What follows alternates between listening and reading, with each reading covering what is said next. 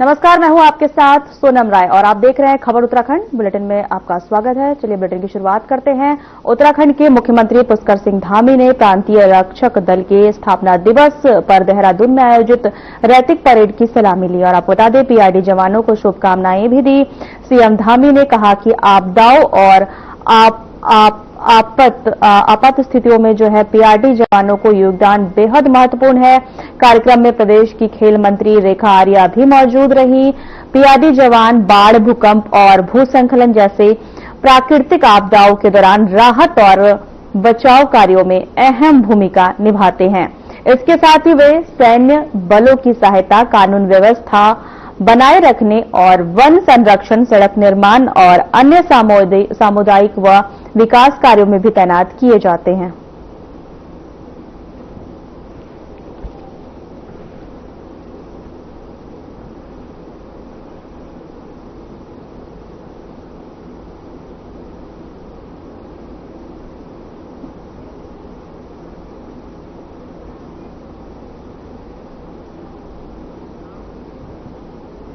शनि बाजार सड़क के चौड़ीकरण को लेकर प्रशासन ने बड़ी कार्रवाई शुरू कर दी है। नगर निगम और लोक निर्माण विभाग ने सिख मार्ग में कुल 55 अतिक्रमण चिन्हित किए हैं। इन्हें नोटिस जारी किया जा रहा है। शनि बाजार सड़क हल्द्वानी मंडी से गोला पार होते हुए पर्वतीय क्षेत्रों तक फल और सब्जियों की आवक जावक के लिए प्रमुख मार्ग। इसी वजह से इस मार्ग पर हमेशा जाम की समस्या बनी रहती है। नगर आयुक्त परितोष वर्मा ने बताया कि एडीबी की मदद से सड़क चौड़ीकरण का काम किया जा रहा है। सड़क के सर्वे के दौरान 55 बड़े अतिक्रमण चिन्हित किए गए हैं, जिनके खिलाफ नोटिस प्रक्रिया शुरू कर दी गई है। इस सड़क चौड़ीकरण के बाद उम्मीद है कि आवागमन सुगम होगा और जाम की समस्या कम होगी।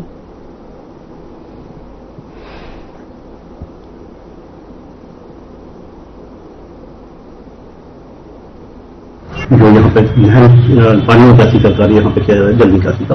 इसी के तहत शनि बाजार में की जो दिक्कत है और जो 3 पानी में जल प्रवाह की दिक्कत है, उसको समाधान के लिए शनि बाजार नाले को विकसित किया जा रहा है और इसका सुदृढ़ीकरण भी किया जा रहा है। इसी के तहत जो अतिक्रमण है वो चिन्हित किया गया है, क्योंकि लैंड नजदीक भी है और नगर निगम की लैंड है। इसमें नगर निगम और पीडब्ल्यूडी द्वारा संयुक्त रूप से एक नोटिस दिए जा रहे हैं और हमारे जो नामांकन का कार्य है वो पूर्ण हो चुका है। 51 अतिक्रमणकारी चिन्हित किए गए हैं और इनको शीघ्र ही नोटिस दिया जाएगा और जल्दी ही इसमें अतिक्रमण हटाने की कार्रवाई करने उपरांत भूमि हस्तगत कर दी जाएगी।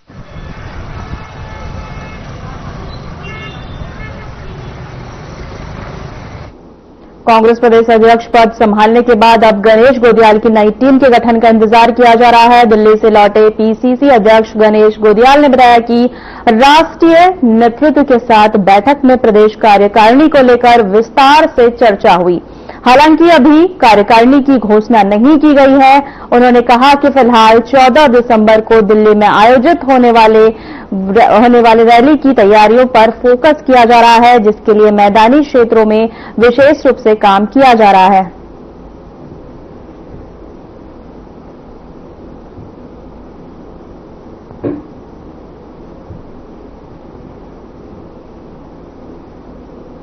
दिल्ली में तैयारियां हुई और कांग्रेस की विभिन्न समितियों के बारे में भी कल बैठक हुई और जो भी फीडबैक है हमारे सभी नेता गणों के द्वारा वो प्रदेश प्रभारी और प्रदेश सह प्रभारियों को दिया गया और उस पर काम चल रहा है। जहां तक 14 तारीख की बात है, 14 तारीख के लिए पर्वतीय जिलों से लेकर और खास करके मैदानी जिलों पर ज्यादा जोर है कि जो कि नजदीक पड़ते हैं दिल्ली के, उन जगहों से ज्यादा संख्या में लोग वहां पहुंच सके, ऐसी तैयारियां चल रही हैं।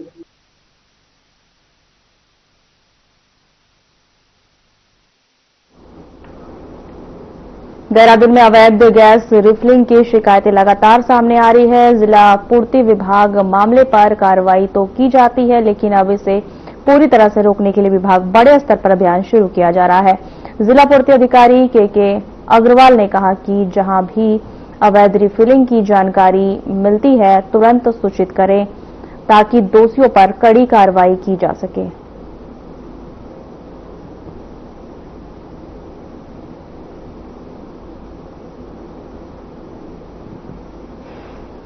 गैस रिफिलिंग की शिकायत जो है वो बहुत गंभीर शिकायत है और कहीं भी जो है इस तरह की कोई होगी तो वो अवैध है और चूंकि ये विस्फोटक हो सकती है और विस्फोटक से जुड़ा मामला है, ऐसा किसी भी जो है किसी भी गैस एजेंसी या किसी भी व्यक्ति को गैस रिफिलिंग जैसा कार्य जो है घृणित कार्य नहीं करना चाहिए और यदि कोई करेगा तो जो है हम उसमें उसके खिलाफ जो भी हम मुकदमा हम जो है दर्ज कर सकते हैं और जो भी कड़ी कार्रवाई होगी वो करेंगे।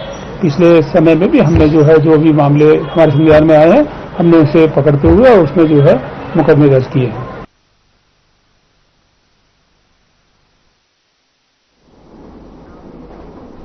खबरों में आगे बढ़ेंगे। जिलाधिकारी सवीन बंसल के प्रयासों और निगरानी के चलते जिला चिकित्सालय में स्वास्थ्य सेवाएं तेजी से बेहतर हुई है। मातृत्व एवं शिशु स्वास्थ्य सेवाओं को सुदृढ़ करते हुए विगत वर्ष 12 नवंबर 2024 को 6 बेड से प्रारंभ हुआ special newborn care unit SNCU अब दोगुनी क्षमता के साथ संचालित हो रहा है। आधुनिक सुविधाओं से युक्त इस यूनिट में 2 मदर वार्ड, स्टाफ रूम तथा पूर्ण CCTV निगरानी की व्यवस्था की गई है, जिससे सुरक्षा एवं मॉनिटरिंग को मजबूत हुई है। वहीं आपको बता दें निरंतर फॉलोअप एवं 24/7 स्वास्थ्य सेवाओं के चलते बड़ी संख्या में नवजातों को समय पर उपचार का लाभ मिल रहा है।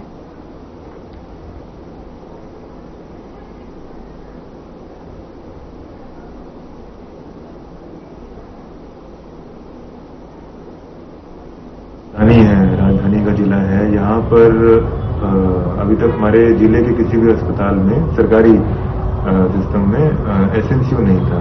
ऑनरेबल CM के इसमें सख्त निर्देश थे कि ये त्वरित रूप से हमें ये सुविधा शुरू करनी है।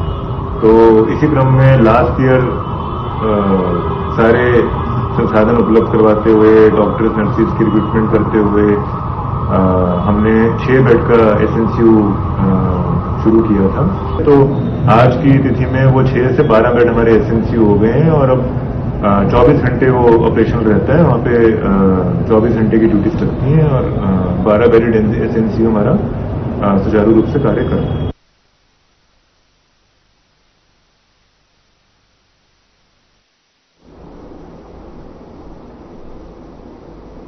उत्तराखंड STF ने इन्वेस्टमेंट के नाम पर साइबर फ्रॉड करने वाले गिरोह के मुख्य आरोपी निक्की जैन को राजस्थान से गिरफ्तार किया है। निक्की जैन और उसके साथ फर्जी ऐप्स के जरिए लोगों के डिजिटल रिव्यू बढ़ाने का झांसा देकर ठगी करते थे।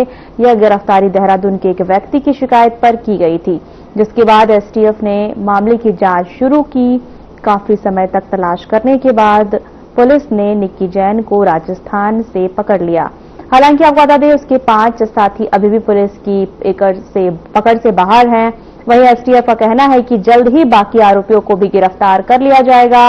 STF ने इस मामले को लोगों की जागरूकता किया है कि ऐसे फ्रॉड से बचने के लिए सतर्क रहने की सलाह दी है।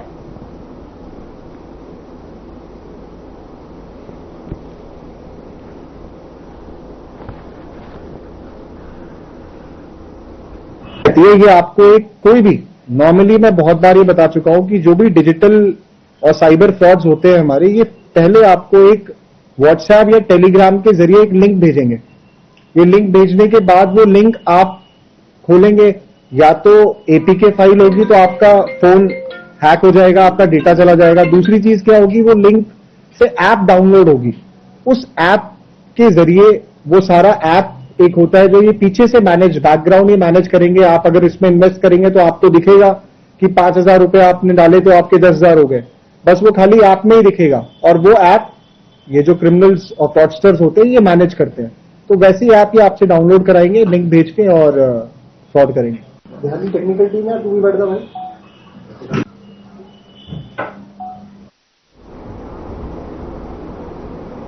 उत्तराखंड में जंगली जानवरों के हमले कम होने का नाम नहीं ले रहे हैं। एक बार फिर पौड़ी जिले के चौब तखला विधानसभा के ग्राम देवाई में गुलदार ने एक महिला पर जानलेवा हमला किया है। बीते रोज पौड़ी में गुलदार ने एक महिला पर हमला किया।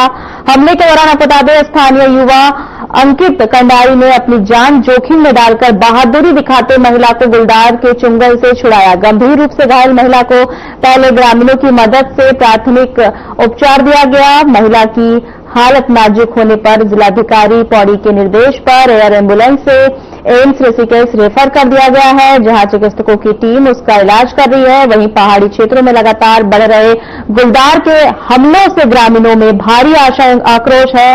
वहीं आपको बता दें कि पौड़ी गढ़वाल वन प्रभाग की 6 रेंजों में से पिछले 5 सालों में गुलदार 27 लोगों को मार चुका है और 105 से अधिक लोगों को घायल कर चुका है।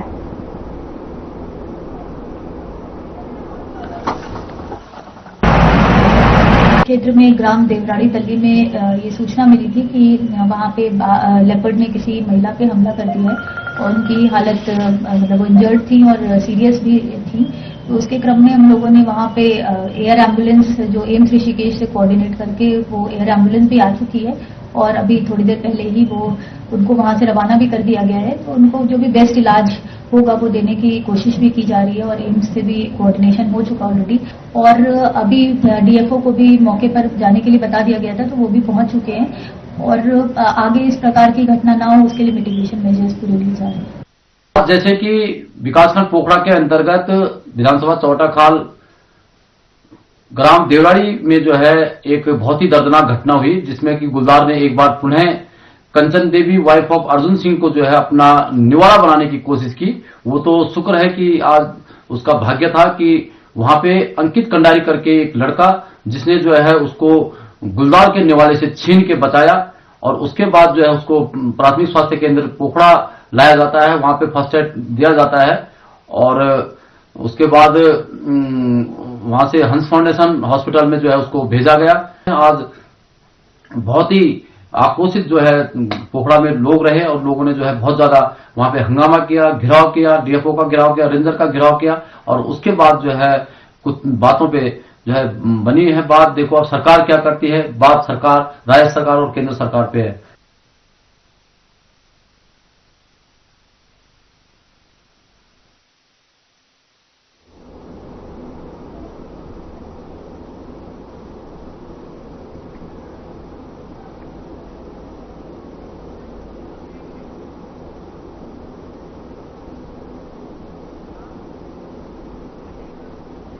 वक्त चला छोटे से ब्रेक का।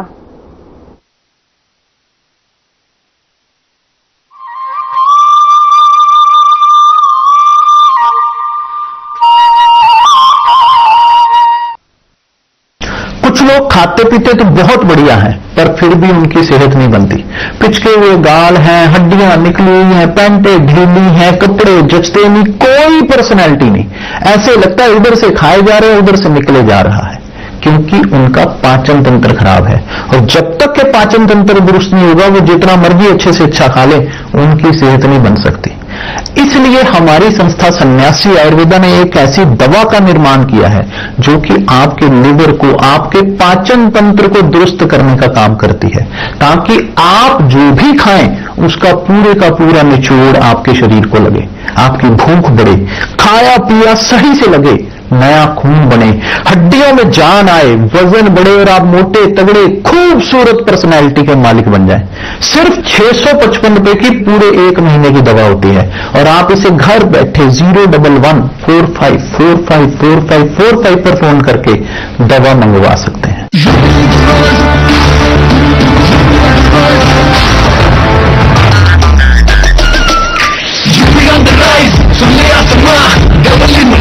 मिशन महान 2047 तक हम न रुकेंगे, 6 ट्रिलियन का ड्रीम पूरा करेंगे।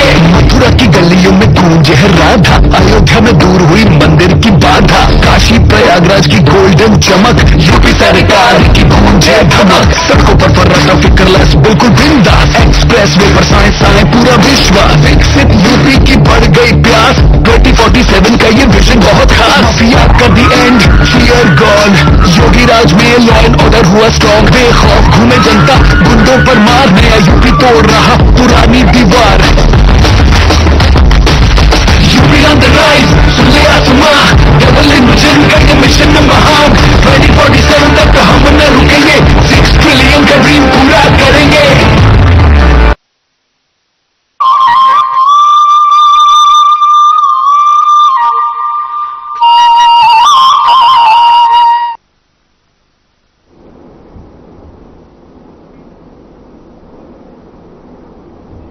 ब्रेक के बाद आपका स्वागत है। खबरों में आगे बढ़ते हैं। देहरादून में पुलिस की सक्रियता और त्वरित कार्रवाई करते हुए अपराधों में उल्लेखनीय कमी दर्ज की गई है। फिर चाहे वो वायरल वीडियो का मामला हो या मारपीट की घटना हो या नशा तस्करी, पुलिस हर छोटी सूचना पर तुरंत संज्ञान लेकर कार्रवाई कर रही है, जिस पर एसपी सिटी प्रमोद कुमार के मुताबिक एएनटीएफ, एसओजी और थाना पुलिस के संयुक्त टीम वर्क और ऑपरेशन काल नेमी जैसे अभियानों के चलते कई लोगों का सत्यापन हुआ है।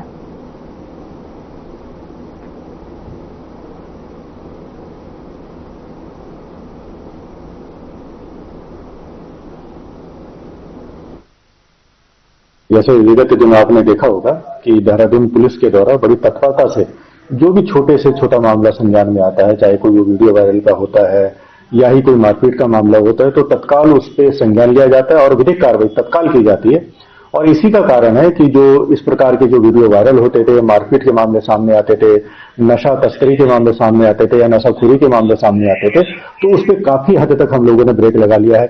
कुछ ऐसी लोकेलिटीज हैं जैसे कि बिंदाल पुल के आसपास वाला एरिया है या ये मद्रासी कॉलोनी वाला एरिया है, तो यहाँ भी आपने देखा होगा कि पहले से कुछ शिकायतें लगभग आना वहां से बंद हो गई हैं। और जिसका भी आपराधिक इतिहास संज्ञान में आया है तो तत्काल उस पर एफआईआर पंजीकृत, उसमें तत्काल विधिक कार्रवाई की जा रही है।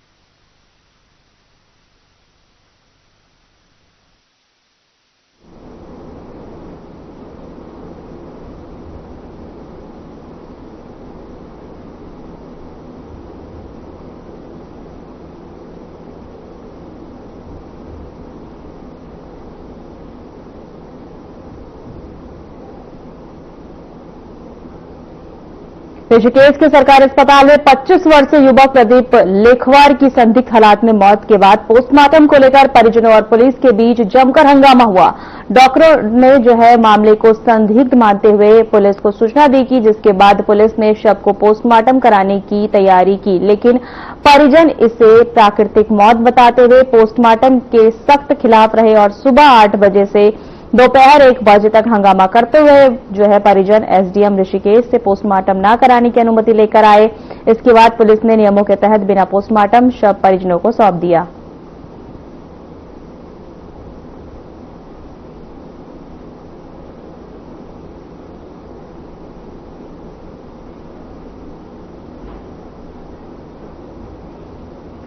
ऋषिकेश के हरिद्वार रोड स्थित साईं घाट पर एक संत का शव मिलने से सनसनी फैल गई। आपको बता दें, जिसके बाद पुलिस ने शव को कब्जे में लेकर एम्स की मोर्चरी में रखवा दिया। फिलहाल मृतक की पहचान नहीं हो पाई है, तो वहीं शव मिलने की सूचना आसपास के सभी थाना क्षेत्रों को दे दी गई है, जिस पर पुलिस का कहना है कि प्रथम दृष्टि से किसी संत को गंगा में जल समाधि दी होगी और गंगा में बहकर संत का शव घाट तक पहुंच गया।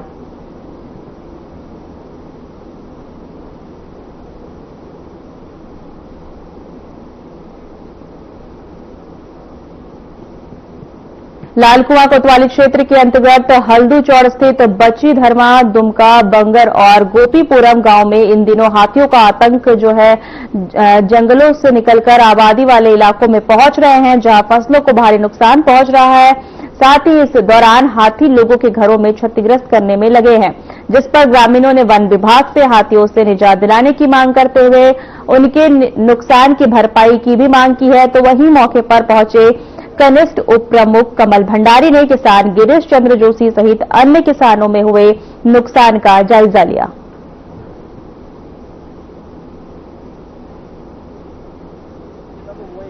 जानकारी मिली कि रात हाथी आए। हाथी तो वैसे देखा जाए तो लगातार इस क्षेत्र में आ ही रहे हैं, जैसे कि उनका एक घर हो गया, जैसे मरम्मत कर रहे हैं और इसके लिए वन विभाग पूरी नींद की गहरी नींद में सोया हुआ है और कई बार अवगत करा दिया मैंने उनको। और आज सुबह जैसे मेरे को पता चला, मैंने डीएफओ साहब को फोन किया, रेंजर साहब को फोन किया, लेकिन वो आज किसी काम में व्यस्त था की वजह से नहीं आ पाए और उन्होंने आश्वासन दिया कि कल आके हम इसका आकलन करेंगे और आकलन करके जो किसान का नुकसान हुआ है उसको पूरा मुआवजा दिया जाएगा। मैंने वन अधिकारियों से बात की थी, मैंने कहा बहुत जोर शोर से इस मुद्दे को उठाया मैंने, और तो आज की तारीख में उनका फेंसिंग, सोलर फेंसिंग की जो है उसकी खुदाई और उसको लगाना स्टार्ट कर दिया है। लेकिन फेंसिंग से भी काम नहीं चलेगा, जब तक हाथियों का पूरे तरीके से समाधान तभी हो सकता है कि उनको कोई व्यवस्था जंगल के अंदर ऐसी कर दी जाए कि वो गांव का रुख ना करे। कब से बनी समस्या है? समस्या तो वैसे दिक्कत कई वर्षों से है, लेकिन इस बार कुछ ज्यादा समस्या ये एक महीने से लगभग जो हाथियों का देखिए रुख है इधर को कुछ ज्यादा है। कुआ सरकार की ओर से पानी को अधिक सुरक्षित करने के लिए हर साल करोड़ रुपए जल संचयन योजनाओं पर खर्च किए जा रहे हैं, तो वहीं दूसरी ओर आपको बता दें लाल कुआं के अंबेडकर नगर वार्ड 1 में पिछले एक सप्ताह से टूटी पाइपलाइन से हर रोज हजारों लीटर पानी नाली और सड़कों में बहकर बर्बाद हो रहा है। तो वहीं इस गंभीर समस्या पर न तो स्थानीय जनप्रतिनिधियों का कोई ध्यान है और न ही जल विभाग का कोई तो वही दोनों की ओर से बरती जा रही लापरवाही लोगों के लिए बड़ी मुसीबत बनती जा रही है, जिसको लेकर लोगों में भारी आक्रोश है। लगातार लगभग एक साल से ये लोग जगह पूरे वार्डों में रोडें खोद दी है और इंटर कॉलेज भी इसी रोड में है, बच्चे वहां जाते हैं, जीवीआईसी भी इसी रोड में है, लगातार बच्चे गिरते हैं और चोटी ले रहे हैं। हम कितने टाइम के लिए आंदोलन करते हैं मगर विभाग छेड़ने को तैयार नहीं है, अपने कानों में बिल्कुल सुई डाल के बैठा हुआ है। हम लोग कितने बार आंदोलन भी कर चुके हैं मगर कोई इनको सुना ही नहीं है। जगह जगह पाइपलाइन लगी हो रही है।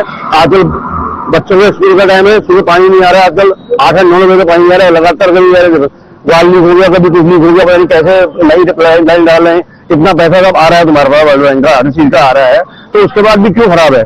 मैं कहीं ना कहीं भ्रष्टाचार है इसमें, लगातार भ्रष्टाचार के कारण ये पूरा पाइप लीकेज भी हो रहा है।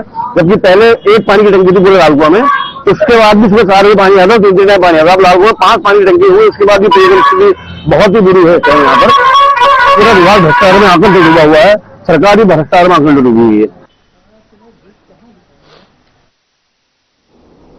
अल्मोड़ा में लगातार बढ़ रहे वन्यजीव हमलों को लेकर प्रदेश सरकार और प्रशासन पूरी तरह सक्रिय हो गया है। मुख्यमंत्री पुष्कर सिंह धामी के निर्देश पर सभी जिलों को अलर्ट किया गया है। इसी क्रम में अल्मोड़ा जिला प्रशासन ने वन विभाग और अन्य संबंधित लाइन विभागों के साथ बैठक की। डीएम अंशुल सिंह ने वन्य जीव संघर्ष रोकने के प्रभावी उपाय अपनाने और लोगों को जागरूक करने के निर्देश दिए। डीएफओ दीपक सिंह ने बताया कि पिछले 2 वर्षों में 12 तेंदुओं को पिंजरे में पकड़कर लोगों को राहत दी गई।